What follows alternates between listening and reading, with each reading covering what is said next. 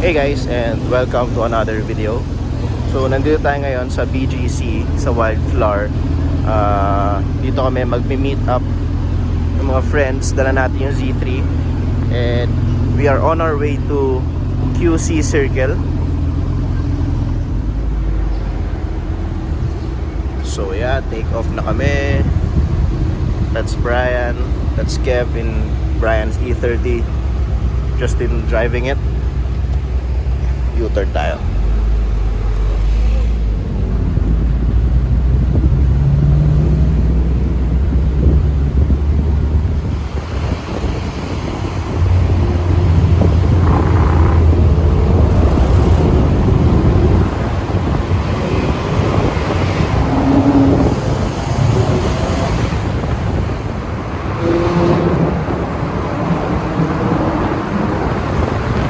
Okay, after a wonderful drive, ayan yung convoy namin.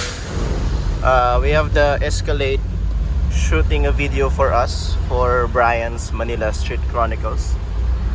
Yan, nandito tayo ngayon sa QC Circle. Pasok na tayo ngayon. So bakit nga ba tayo ngayon pupunta dito sa Quezon City Circle? Well, because of the signing of the vintage car law. So what is the vintage car law? We'll talk about it later. But for now, yeah, magpa-park muna kami. So, ito yung entrance for the QC Circle. QC Memorial Circle. So, we have the Z. We have an Aston Martin Vantage V12 991 GT3 RS and SLR McLaren.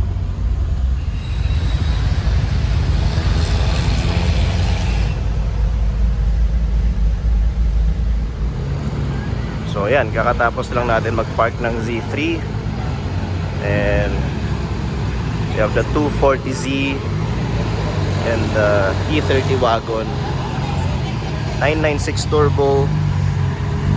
We have a very pristine E34. I think this is a 7 series. It's a 7 series, I think.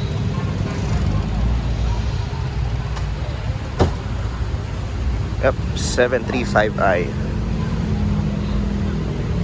Then we have the 992 Carrera S, Miata NDRF, and a Shelby Cobra for GT,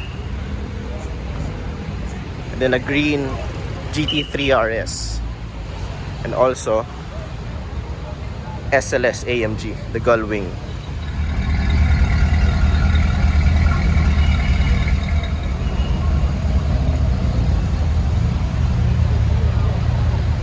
SL Pagoda. So right here we have the vintage car. So we have the BMW Isetta. Ito yung pintuan yan. So dyan ka papasok pag sasakay. A Beetle, of course. And then a Dodge Charger. A VW bus. Lancer. Chevy truck.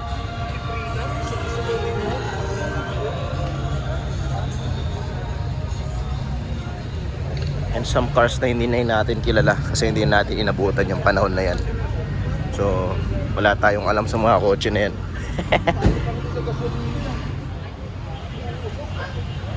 We have a 964 turbo.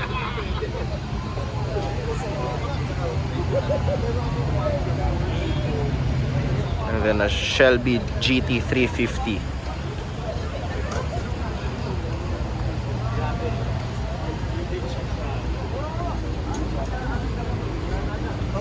We have a Corvette. Mustang Mach 1. And another, is it a Corvette? I'm not sure, but seems like the car from the Knight Rider.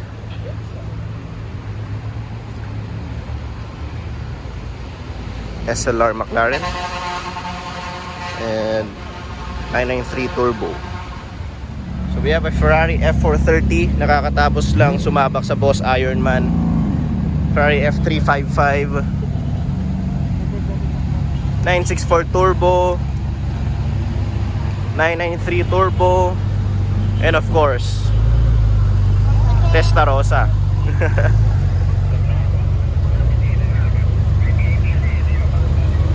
I mean, look at that. Wow.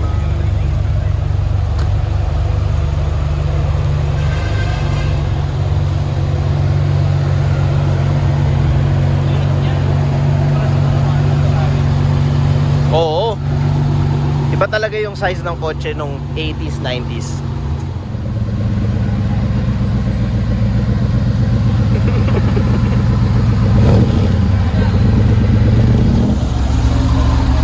We have a Beetle. And we have a Porsche 918.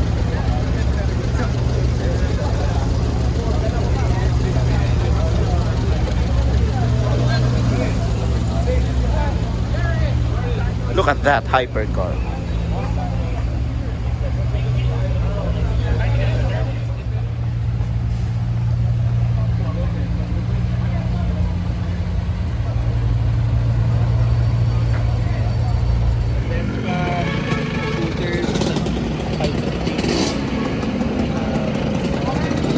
Grabe, the classic Vespa 2T.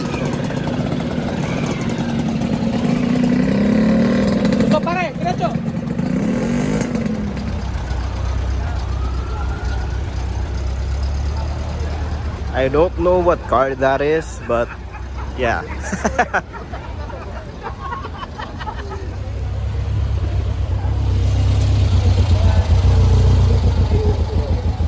Okay, so nandito tayo ngayon sa loob ng Presidential Car Museum. So, dito tayo magsimula. Ito yung presidential car ni Gloria Macapagal Arroyo. It's a Mercedes-Benz long wheelbase S600 limousine. Bulletproof, armored. So, yan, makapal yung glass. Yan, makita nyo, bulletproof. Kapal. So, ito yung sa driver seat. And then, ito yung sa likod. May curtain for privacy. And then, yeah, may upuan doon, upuan dito. And then, I don't know if makikita nyo, pero ito yung early generation na TV nung mga 1999-2000. Hindi pa yan mga LED. So, yan. V12 pala siya. S600 limousine. And then, dito kay Erap Estrada, S600 din, pero hindi limousine. So, mas maiksi siya. Bulletproof din. Ayan, makita nyo, makapal yung parang edge nung salamin. And then dito naman kay Cory Aquino. No, sorry, Fidel Ramos pala. Fidel Ramos 500 SEL W126 na Mercedes. So pag tinignan nyo, yung mga dating president natin, majority pinipili talaga nila Benz. And then eto yung kay Aquino, W126 din ata to. Pero armored. Ito yung early generation ng bulletproof. And then hindi siya naka-leather. Fabric seats, normal. Wala siyang TV, wala siyang whatever. Just the regular 500 SEL. EL meaning long wheelbase.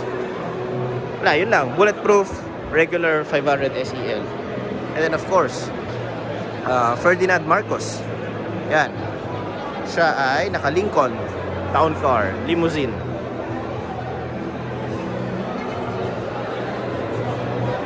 American car. And then ito yung interior. Meron dalawang upuan sa harap ng passenger. So, syempre, no, mapapansin nyo, all presidential cars ay black. Why? Because black is a sign of power. And then kotse ni President makapagal. Cadillac DeVille.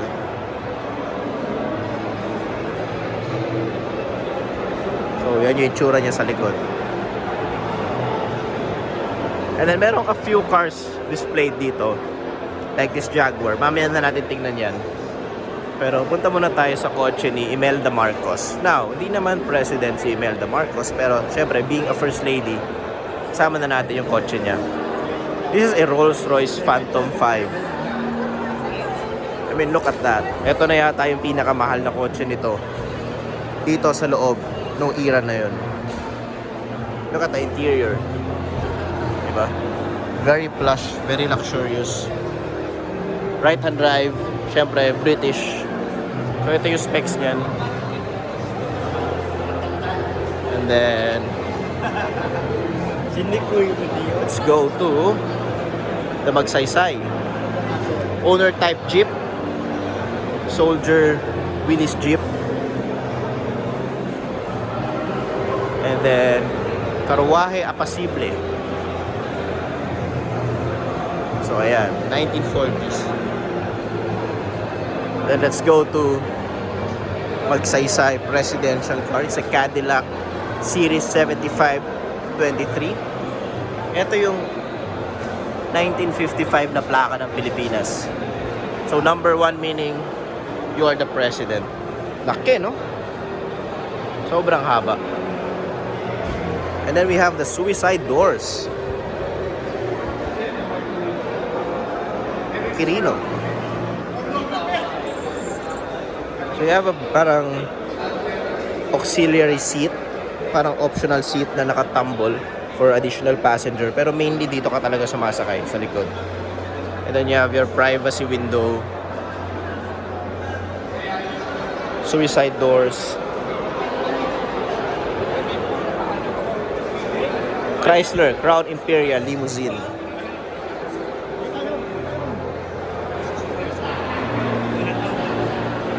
And then we have the... Sorry pero hindi ko kasi kabisado yung mga kotse na to kasi syempre hindi ko panahon to. Cadillac Fleetwood. Sasakyang Rojas. Right-hand drive. So, trivia, back in the day sa Philippines, legal pa yung right-hand drive. So, of course, pa nag-import sila before ng mga kotse from right-hand drive na countries, hindi na nila kino-convert. Which is, eto yung purpose ng vintage car law. Yung mga, well, right now kasi kailangan sa Philippines is left-hand drive. Now, sa vintage car law, syempre, yung mga vintage cars or classic cars na papasok from, let's say, UK na right-hand drive or Japan right-hand drive, hindi na sila kailangan i-convert. Pwede sila gamitin sa kalye ng right-hand drive. And then magkakaroon sila ng parang special permit and special plate number. Disclaimer na lang don't parang quote me for this. Later, abangan natin yung announcement. And then, yeah, basically, magiging legal na sila sa Pilipinas gamitin. Right now kasi syempre right-hand drive cars hindi pwede gamitin because of the safety, di ba? Kasi left-hand drive yung kalye natin, then left-hand drive din yung sasakyan. So anyway, eto sasakyang Osmeña Packard Custom Super 8. May spare tire siya dito, pati sa kabila. And then Manuel Quezon.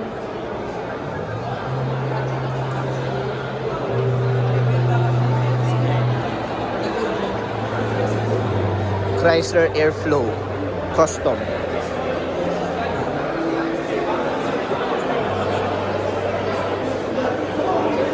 And then isa-isayin na natin yung mga displayed cars. So right now we have the very, very rare and very expensive original Mercedes 300 SL Gullwing. Ito yung original na Gullwing interior. And then may luggage strap for your weekend getaway.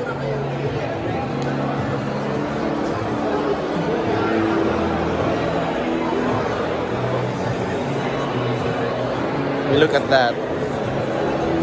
Teka, i-cut ko muna. Kukuha lang ako picture. Sobrang ganda nito. And then right here, we have the Jaguar E-Type. Sobrang pristine. I actually know the owner. Tawag dito. The guy actually drives it every weekend. Look at that interior. From the time that we filed the bill in December 2020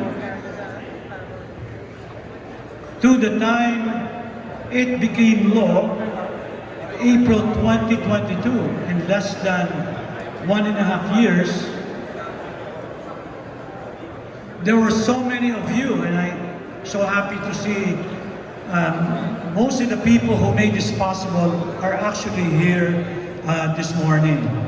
We couldn't have passed the vintage car law in less than 1.5 years if it weren't for all of you guys who are here. Let me start first from thanking the Manila Sports Car Club, all of the members, especially Attorney Andy Santamaria, Rene Nunez, Dr. Winston Estrella, Angie King, and the many others who helped in drafting the bill. Palakpakan po natin yung MSCC. We met July 2019. It took a year to draft the bill. When we filed it, it was pretty good, and then it went through the usual process. So allow me to acknowledge my colleagues, the co-authors in the House of Representatives who co-authored the bill, namely, this guy is one of my idols, Congressman Eric Pineda, who chaired the technical working group in the House, Kong BG Lacson, then Congressman and now Mayor Wes Gatchalian of the Mustang Club, Kong Mike D, Kong GP Padernos, and of course, the law passed during his watch, no less than Speaker Lord Velasco was here. The other congressmen, members of the House who are here, who are car nuts like all of us, Kong Brian Revilla, Kong Marvin Maruno. When it passed the House, the bill goes to the Senate. As all of you guys know, I distinctly remember one conversation with then Majority Leader. Sabi ko, Migz, bilisan natin ito, mag-i-election na, baka hindi pumasa. So I'm so grateful he made it this morning. He was then Majority Leader. In less than, I think it was less than 6 months, pinasa po then Majority Leader and now our Senate President pushed the law in the Senate and eventually came up with a version where it's 40 years and older. It's a vintage car. We originally wanted 30 years, but we negotiated because we wanted it to pass. So palakpakan po natin Senate President Migz Zubiri.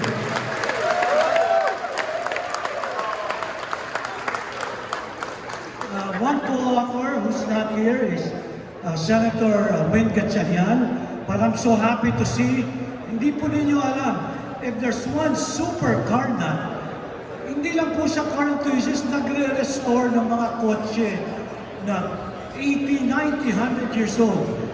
Idol din po natin. Thank you for being here, Senator Francis Tolentino. Dito po sana. Thank you for co-authoring the bill in the last Congress. History, culture is important for any country. One of the important aspects of our history and our culture are these vehicles that you see here today. The new law will help to preserve and protect the many, many vehicles that forms part of our patrimony and part of our history. But the other side of this law, which I want to share with all of you, especially our senators and the members of the House who are here. One aspect that hasn't been said, which I want to make sure that I share to all of you. The Philippines was host to the biggest restoration company in the world 10 years ago. There was a restoration company in Clark that had a floor area of 1,500 meters, that had over 100 skilled Filipino craftsmen and mechanics. This law will encourage that industry to be ignited. As of today, I'm proud to share to all of you no less than 3 groups because of this new law, one from the Middle East, one from the UK, and an American group who have contacted us and now are considering the Philippines to be a hub for their restoration business.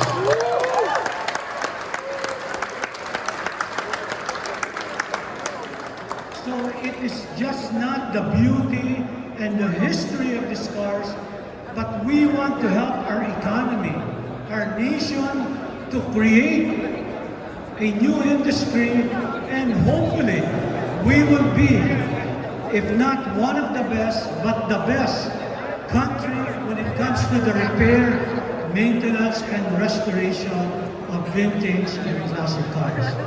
So all of you are part of that, and I'm hoping with your support in that vision, the Philippines will become the main hub of restoration of vintage cars in the whole world. So thank you, congratulations to all of us, and again, from the bottom of our hearts, thank you for the support, and I know you will keep on supporting the industry of vintage and classic cars. Salamat. Thank you very much, ladies and gentlemen. Allow me to just greet really quickly the VIPs that are here today. I know they were mentioned earlier, but I'll be remiss in my duty if I don't say hello to my colleagues. First of all, to someone who has a very, very good car collection. Tahimik lang yan, pero he gets them all the way from La Union, from Negros, naghahanap ng bar fines. No other than Senator Tol Tolentino. And he takes it to the Senate too. He takes them to the Senate too. Of course, ASEC Art J. Tugade of the LTO, very important guy, and I'll explain why in a bit. Congressman Paul Daza, my co-author in the House of Representatives. We made it happen together with Wes Gatchalian, Congressman Wes Gatchalian. Yan ang kami dito palagi, araw-araw. Congressman Paul D. Kasi I saw him in the back with one of the best car collections in the country. Pag-drive naman po sa minsan. Of course, former Speaker Lord Alan Velasco is here with us as well. Congressman Eric Pineda, also another car aficionado. We have Congressman Brian Revilla in the house. He's over there. Congressman G.P. Padernos, my fellow CA member. Attorney, of course, Congressman B.G. Lacson, dito. Sabi ko, pagtanda ako, gusto ko maging B.G. Lacson. Idol naman yun. Of course, Attorney Giovanni Lopez is with us. Chairman Emmanuel Calario. Executive Director Carmina Arevalo. We also have Marvic Malino.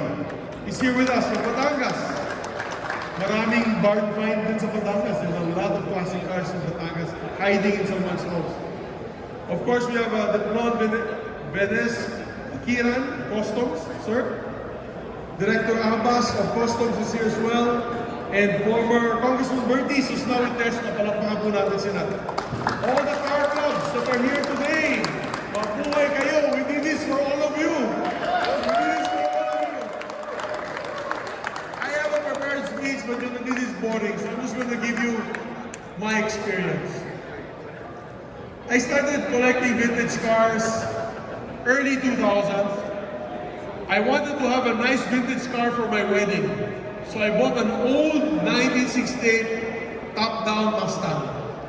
I personally, pareho kami nito na style nito. We found a mechanic, built it in the garage of my friend, and we were getting parts. You know, that's where we first experienced the difficulty of importing parts. Boss, napakahirap mag-import ng parts. And these are old parts of old cars. So when you go to the Bureau of Customs, they have no clue how to price this. And so what happened? Many times, when I go visit my sister in the US, magdadala ako ng balikbayan box. Sino sa inyo nagdadala ng parts sa balikbayan box? Pasensya na lang, boss, ha? But I even remember bringing hubcap na wire reels na ako mismo nagbibit-bit. Dahil talagang hirap na hirap kami makahanap ng parts. Pupunta ako sa El Camino Road, doon sa SFLA. Maghahanap talaga ako ng mga lumang hubcap, lumang mga parts. Ginagawa yan ito, Tolentino na yun. Diba? All of us has experienced that. Unfortunately, I don't have that Mustang anymore because after I used it for my wedding and shortly after it broke down on me in the highway, I decided to sell it. Second naman to, parts lang po yan dahil binili ko yung kotse dito. One time I was in California, I happened to see a beautiful 356 na SC, 1964. I was able to buy that. Fortunately, I sold it now to the dad of Marino Martinez Sango. It's with Charlie Gonzalez.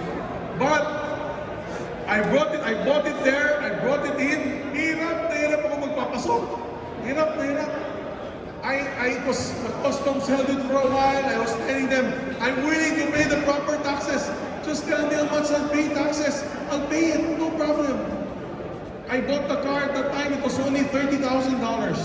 So I said, if you want me to pay double, I'll pay another $30,000. You know, they said, no, we have to seize it because it's a second-hand car. We don't allow second-hand cars to come in. So I had to do so much. I was a congressman at that time, I was not a senator.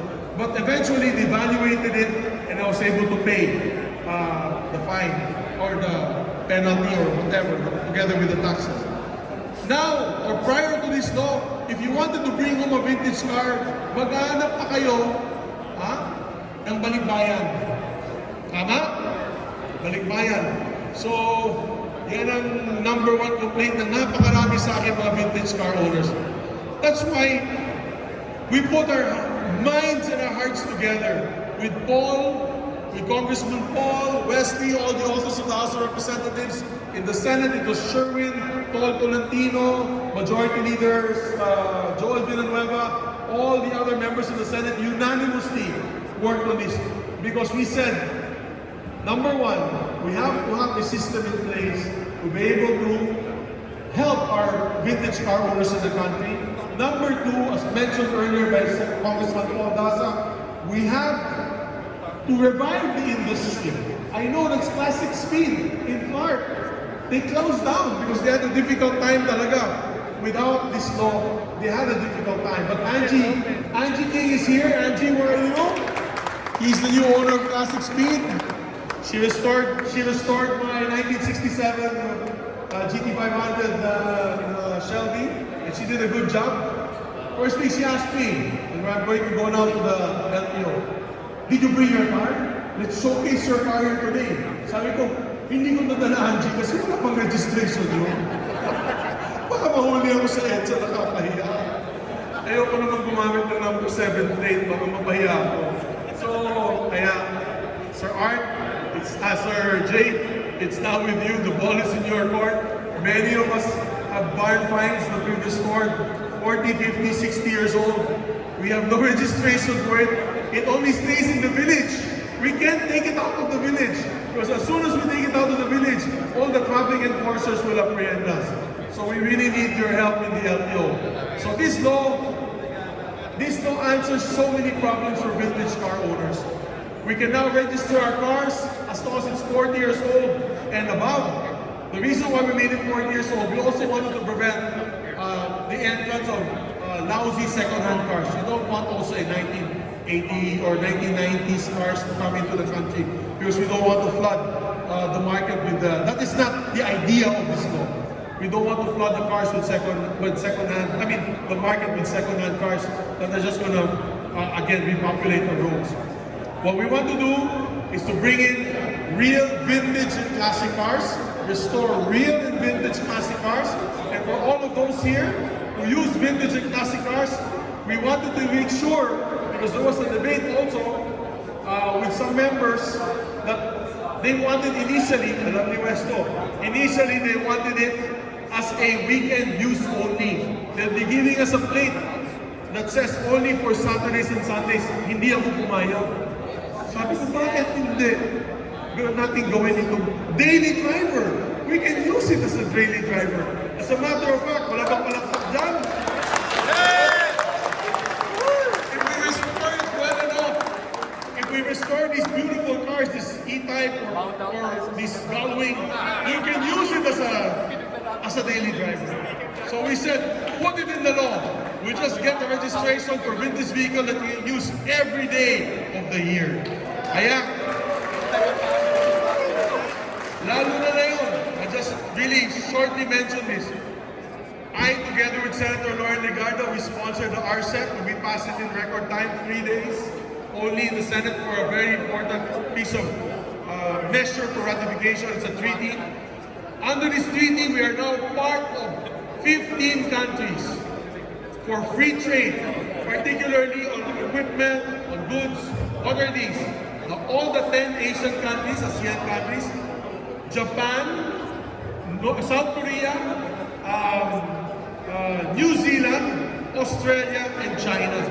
So now, as mentioned earlier by Paul, if you set up a restoration facility here, you restore your cars, you can bring them to New Zealand, to Australia, to Japan, where there's a big market for vintage cars. You can make a damn good industry on vintage car restoration.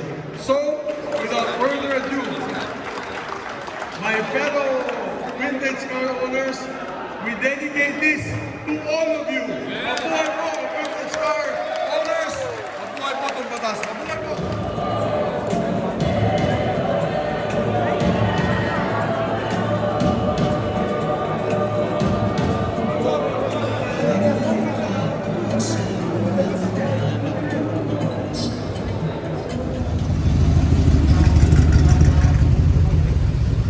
Okay, so yun, hindi natin na video yung the rest of the happening, but na-sign na yung vintage car law. So basically kung ano yung sinabi dun sa video, ano yung magbe-benefit doon and sino yung mga magbe-benefit.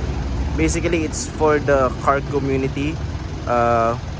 Bibigay ito ng potential na mga trabaho, businesses, and then kung ano-ano pa. And also para ma-pristine yung mga ganito klaseng kotse, culture. And so yun, kita-kits tayo sa next video. Sorry, medyo ito na lang yung outro natin kasi sobrang busy, madami tayong taong nakausap. And ito yung isa sa mga kotse na naka-display. Pauwi na to. Then may Carman Gia pa. So yeah, kita-kits sa next vlog. And sana nabusog yung mata nyo and nag-enjoy kayo sa video natin. And meron tayong natutunan ngayon tungkol sa bagong pinasa na batas ngayon. Alright, cheers!